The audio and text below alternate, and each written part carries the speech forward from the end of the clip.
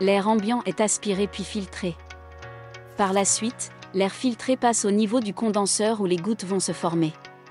Ces dernières finissent par atteindre le premier réservoir de 2 litres à l'arrière du générateur avec une lampe UV allumée en permanence et un premier filtre en granulés de charbon actif. L'eau passe par un deuxième filtre, pré-charbon, qui permet d'éliminer tous les métaux lourds.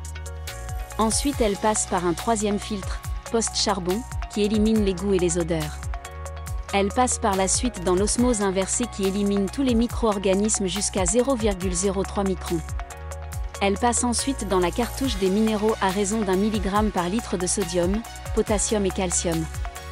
Et elle finit dans le réservoir central de 14 litres où se trouve également une lampe UV et enfin une troisième lampe UV qui s'active à la sortie du robinet. Cette maintenance est à faire au moins une fois par mois. Il faut récupérer de l'eau et veiller à éteindre le générateur. 10 minutes après l'avoir éteint, on retire le filtre à air et on l'échange par un propre qui a été nettoyé à l'eau. Ensuite on retire le tiroir afin de nettoyer le filtre avec l'eau qui a été récupérée lors de la première étape. On nettoie également le tiroir puis on remet le filtre propre. Enfin on nettoie le réservoir de 2 litres se trouvant à l'arrière également du générateur et son filtre en granulés de charbon actif à l'intérieur.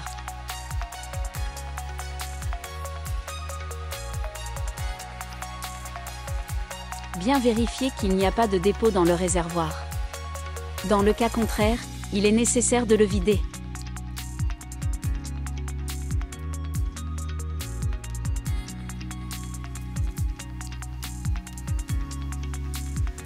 Pour économiser de l'énergie, pensez à éteindre le rafraîchisseur d'eau en cas d'absence ou la nuit.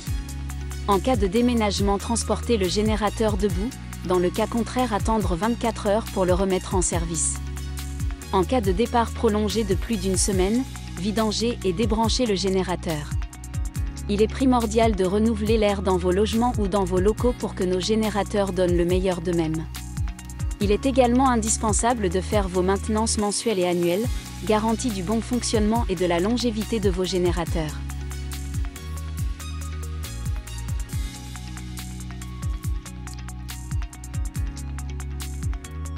Ceci est le bouton d'allumage.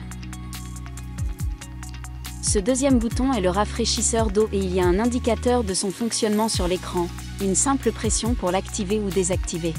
Ce dernier bouton permet de distribuer l'eau générée et traitée par le G30.